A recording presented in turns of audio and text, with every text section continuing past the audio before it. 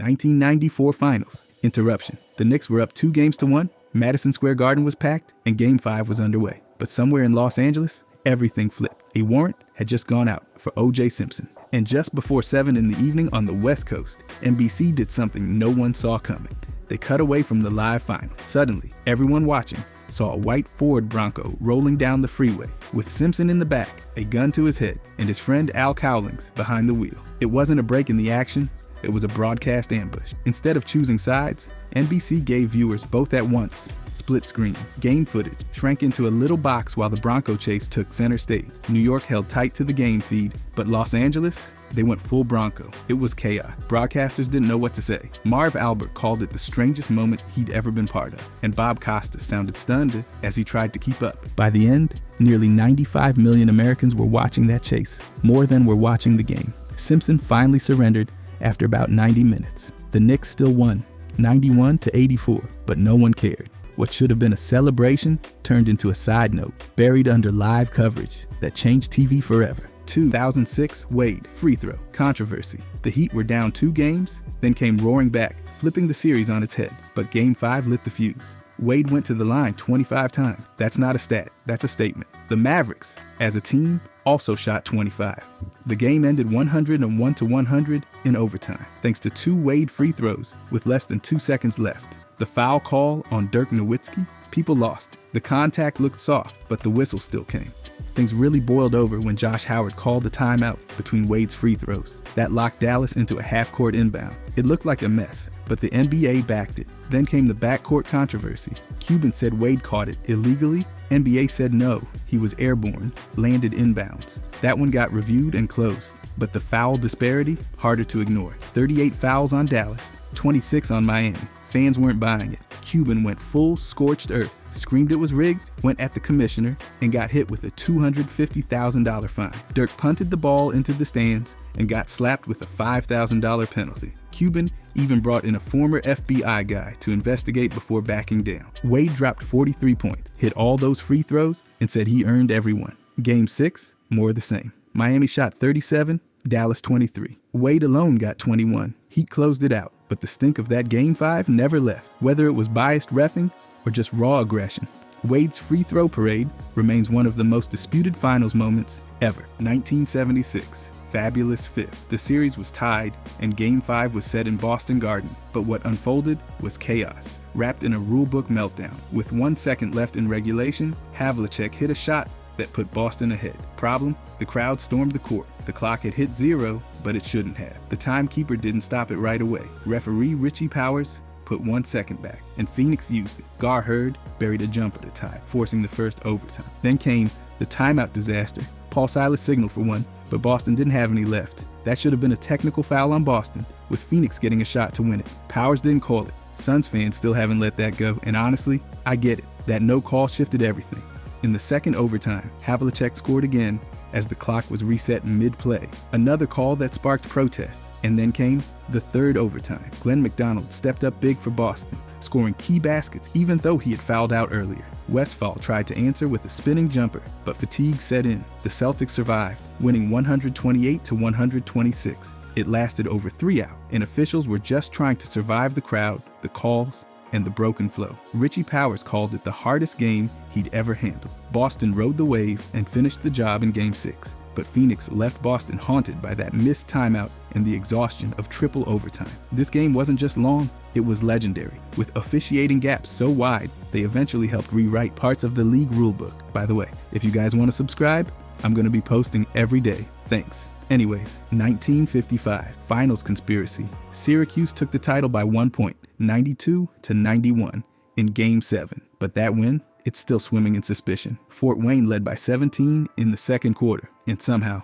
let it slip. The Nationals didn't storm back with flashy plays. They crawled back as the Pistons unraveled. The collapse wasn't just odd, it was surgical. With 18 seconds left, George Yardley committed a Pullman violation. Then, with 3 seconds left, Andy Phillip coughed up the ball under pressure. That turnover gave Syracuse exactly what they needed to seal the win. The cherry on top? A foul by Frankie Bryan on Syracuse's Jim King, which handed them the final free throw. Game over. Yardley later dropped a quote that's never gone away. He said there were always unwholesome implications about that game. That's not nothing. He even thought Phillip's turnover was on purpose. And Phillip wasn't some rookie panicking. He was a veteran point guard. That one pass still raises eyebrows. There was no investigation, no punishment, nothing. The league moved on like it didn't just watch a game that looked straight out of a crime novel. Fort Wayne wasn't even playing at home. They were in Indianapolis, far from their own fans, and maybe far from scrutiny. Jack Molinas, a known gambler, already banned for fixing games, wasn't involved this time, but his ghost hovered over the whole thing. There's no proof, no smoking gun, but those final moments, that early blown lead, and Yardley's later comments, they've kept this final steeped in mystery. If it wasn't fixed, it was one of the strangest collapses ever. 2016, Draymond Green suspension. Golden State had Cleveland on the ropes, up 3-1 with Game 4 in the bag. Then things spiraled. Late in the fourth, LeBron James stepped over Draymond Green after a foul. Green responded with a swipe that made contact with LeBron's groin. No whistle came during the game, but the league wasn't done.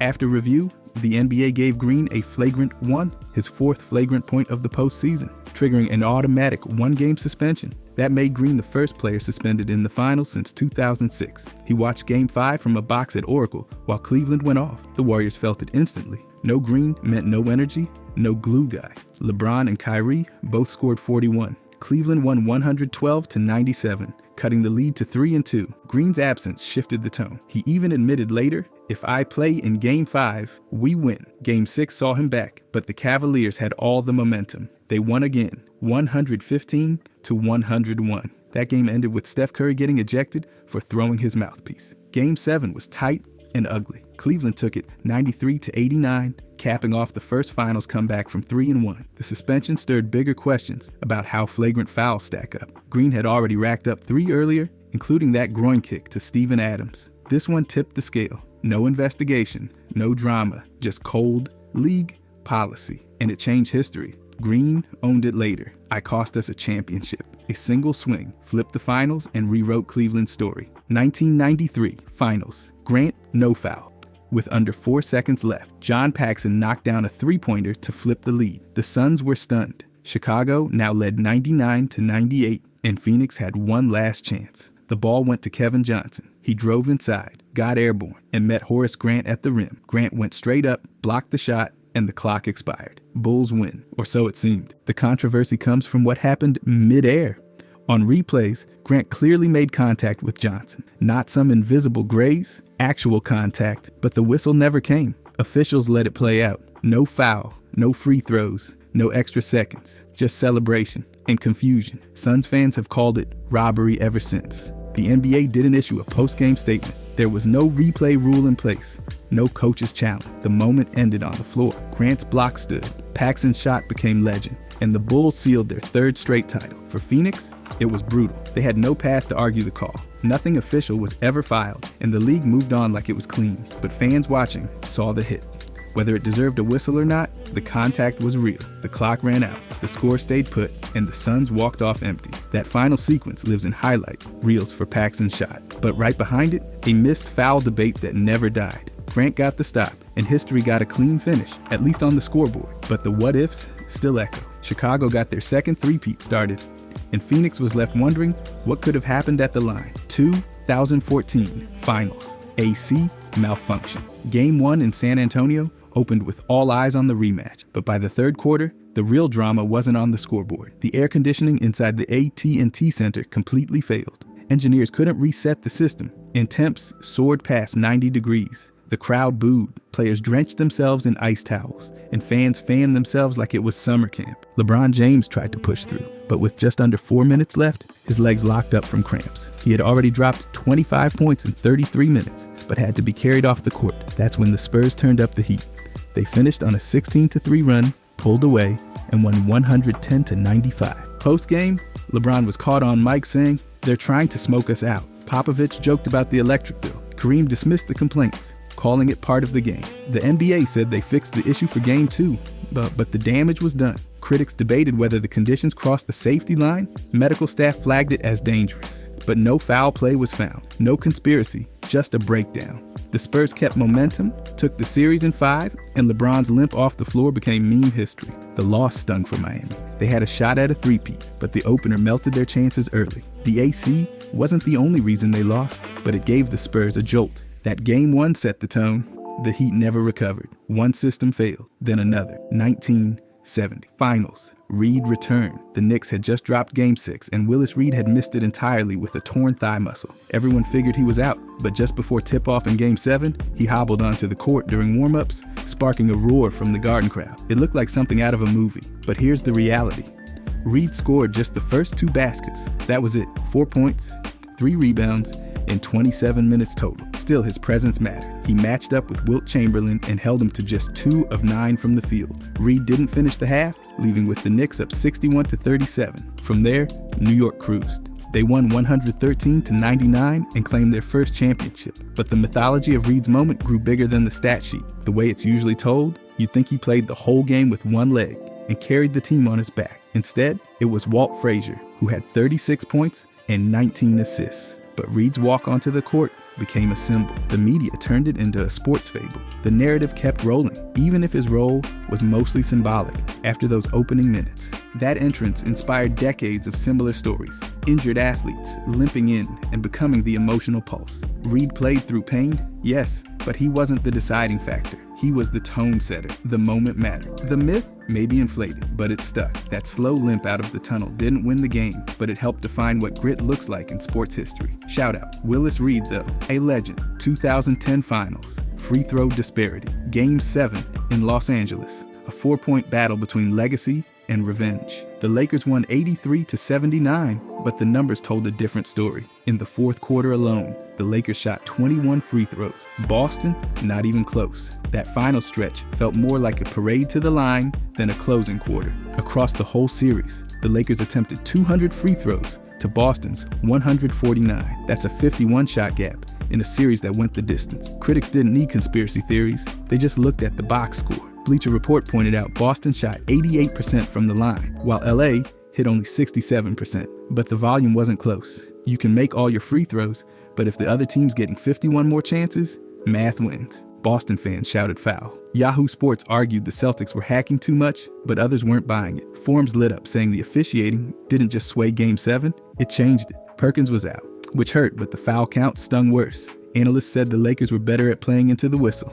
drawing contact, knowing when to sell it. It worked. No official statements came down, just the final result. Kobe got his 5th ring, the Lakers got revenge for 2008, and the Celtics walked off, wondering how 21 fourth-quarter free throws didn't trigger more questions. The numbers were real. The impact was obvious. The final outcome, it may not have been just about the score, but about who spent more time at the line when it mattered most. 2020, Bubble Finals, legitimacy debate.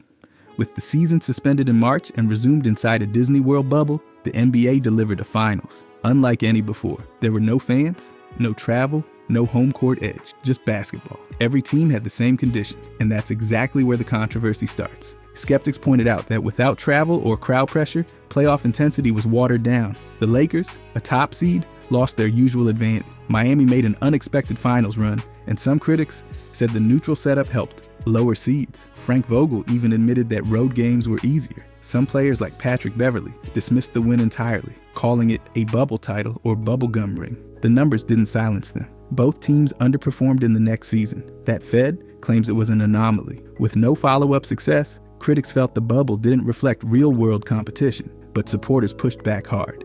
Bam, who lost in that series, said it was the hardest title to win. The reason? Mental fatigue, isolation, constant testing, and the pressure of playing without distractions. The bubble had 0 COVID cases. It ran on discipline and structure. LeBron James dominated with 28 points, 14 rebounds, and 10 assists in the closeout game. He averaged nearly a triple-double over the series. That wasn't about crowd noise or travel. It was pure performance. The finals lacked the usual chaos, but it also stripped away the noise. No refs swayed by fans, no jet lag, just basketball. Whether that makes it less legitimate or more depends on what you think makes a champion. The league calls it a title. The numbers back it. The debate still going strong. 1998 Finals. Push-off controversy. Game 6 in Salt Lake City. Bulls up 3 games to 2. The score 87-86. And with 5 seconds left, Michael Jordan rose for what would become his final shot as a Chicago Bull, right after slipping past Byron Russell with a slight hand to the hip.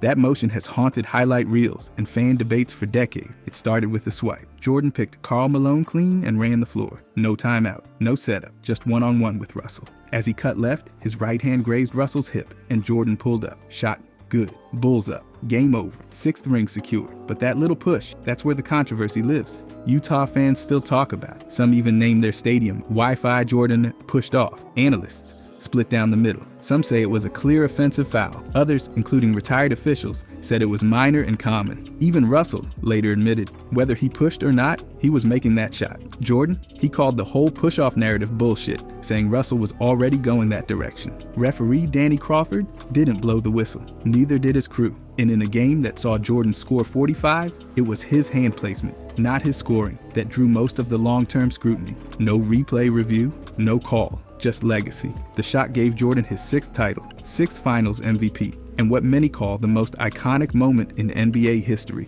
The contact was real, the whistle stayed silent, and the debate still echoes. Jordan's shot ended the dynasty and started one of the longest running Was It Clean questions in Finals lore. 1988 Finals Phantom Foul, Game 6. Pistons up 1, 14 seconds left. Kareem sets up in the low post, goes for the skyhook. Bill Lane Beer contests. Arms up, straight vertical. Replays show no clear contact, none. But then came the whistle. Official Hugh Evans called a foul. The crowd erupted, the Pistons froze, and Kareem headed to the line. He made both. Lakers up 1, now 100, 3-102. That was the game, and the pivot point of the series. Detroit didn't recover. Los Angeles took Game 7, won the championship, and the Pistons were left with a legend-sized scar. That whistle has been called a phantom for decades. Even Pat Riley, who coached the Lakers, labeled it the phantom skyhook foul. Pistons owner Bill Davidson called it unconscionable and blamed it directly for losing the title. He reportedly told David Stern as much. The league never reviewed the call.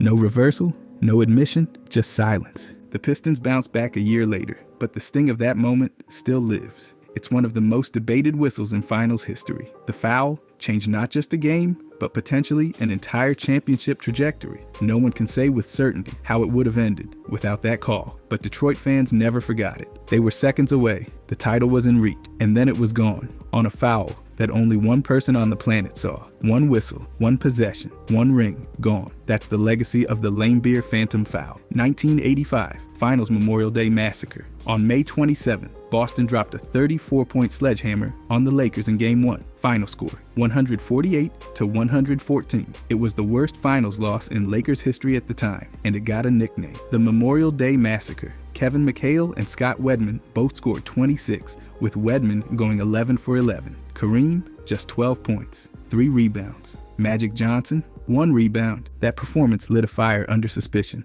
People wondered if the Lakers had tanked to rest their stars for the long haul, but no proof ever came out. Pat Riley didn't treat it like a strategy. He treated it like a disaster. He made the team sit through the film over and over. Kareem took the heat personally. Boston media said he was done. The Celtics claimed he was no longer worth guarding. That didn't age well. In Game 2, Kareem dropped 30 points, 17 boards, 8 assists, and 3 blocks. Lakers won 109-102. They flipped the script and never looked back. They took the series 4-2 and clinched it in Boston. First time the Lakers ever closed out a finals on that floor. Kareem got the last word too. At 38, he earned Finals MVP with over 25 points, 9 rebounds, and 5 assists a game. That Game 1 blowout became a footnote, an embarrassing one, but still just a footnote. The rumors of sandbagging faded. The Lakers didn't throw the game. They used it as fuel. That loss didn't bury them. It launched their revenge. 1997 Finals flu game debate. Game 5. Michael Jordan drops 38 points in 44 minutes, hits the go-ahead 3 with under a minute left, and looks like he's about to collapse. Dry mouth, slumped on the bench, pale. The world called it the flu game, but that name didn't age well. Years later, in The Last Dance, Jordan called it what it really was, food poisoning. His trainer, Tim Grover, detailed the whole thing. They ordered a pizza late at night in Utah. 5 guys showed up to deliver it. Jordan ate the whole thing alone. Around 2:30 in the morning, he curled up on the floor, sick. Grover said, "That's food poisoning, guaranteed." Even Phil Jackson mentioned the bad pizza. No one called it the flu again after that, but fans didn't exactly buy the poisoning story either. Reddit lit up with doubt.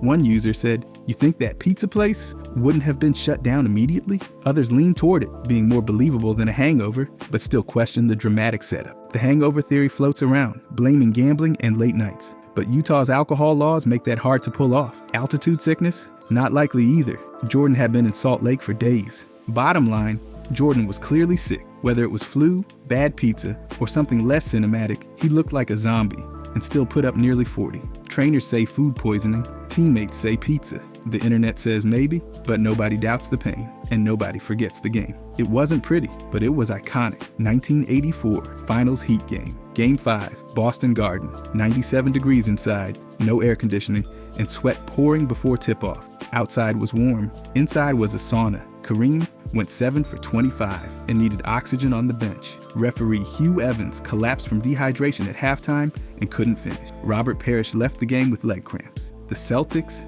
they thrived. Larry Bird said it felt like Summer League in French Lick. He dropped 34 points, hit 15 of 20 shots, grabbed 17 boards, and looked like he was born in the heat. The Celtics won 121-103, taking a 3-2 lead in the series. The Lakers, on the other hand, looked cooked. Magic Johnson said he was soaked in sweat before the anthem. Pat Riley accused Boston of stacking the deck. Extra fans in their locker room, no trust in the water supply, and no ice for the visitors. The Garden was already famous for its dead spots on the floor and rickety old locker rooms. Now it was infamous for being an oven. The Heat game got its name for a reason. Boston embraced the misery. The Lakers wilted. That one game flipped the series. The Celtics rode the momentum into Game 7 and clinched the title at home. Kareem later called the conditions part of the game. Maybe so, but no one forgot the toll. Game 5 was as much survival test as basketball. The Celtics endured, the Lakers sweated through it, and the league started taking a long look at venue conditions after that. The Garden didn't just host a finals game,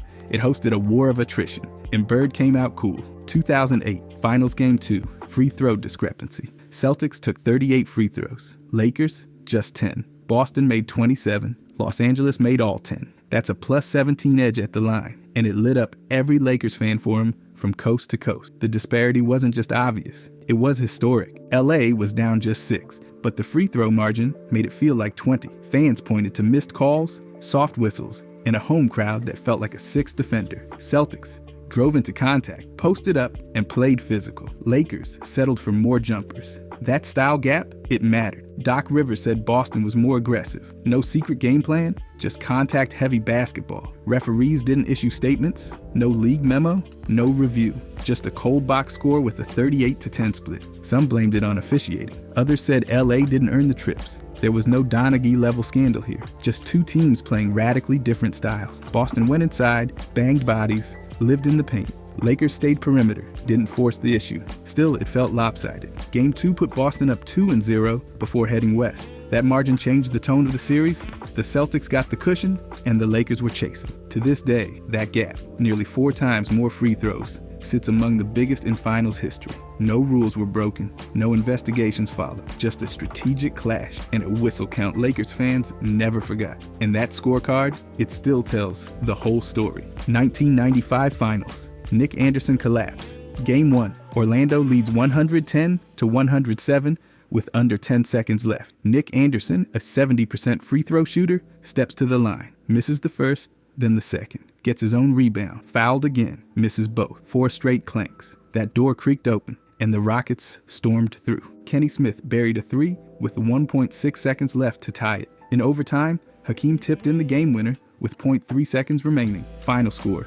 120-118, Houston. And just like that, the magic unraveled. Orlando never recovered. They were swept in 4. Shaq later said the team lost its spirit after that game. Penny Hardaway agreed. The collapse stuck with them. Anderson's confidence at the line never fully returned. For the next 6 seasons, he never shot above 63.8%. His nickname became Nick the Brick. The sweep sparked whispers, point-shaving theories, fans suggesting the meltdown looked too perfect, but there's no evidence. Just pressure, nerves, and a mental spiral. Anderson's misses weren't criminal, they were catastrophic. Houston, the 6th seed, took advantage with precision. Hakeem averaged 32.8 per game and won Finals MVP. Game 1 wasn't just a loss, it was a turning point. One crack in the armor and everything broke. 4 missed free throws. 1 overtime dagger, then the broom. Not scandal, just collapse, and a legend for all the wrong reasons. 1969 Finals, Jerry West MVP. Lakers had home court, 55 wins, and the better seed. Celtics came in fourth in the East, limping into the playoffs, riding Bill Russell's final season. 7 games later, Boston was lifting the trophy, and Jerry West was accepting an award no one expected, a Finals MVP on the losing side. West averaged 37.9 points, 4.7 rebounds, and 7.4 assists in the series.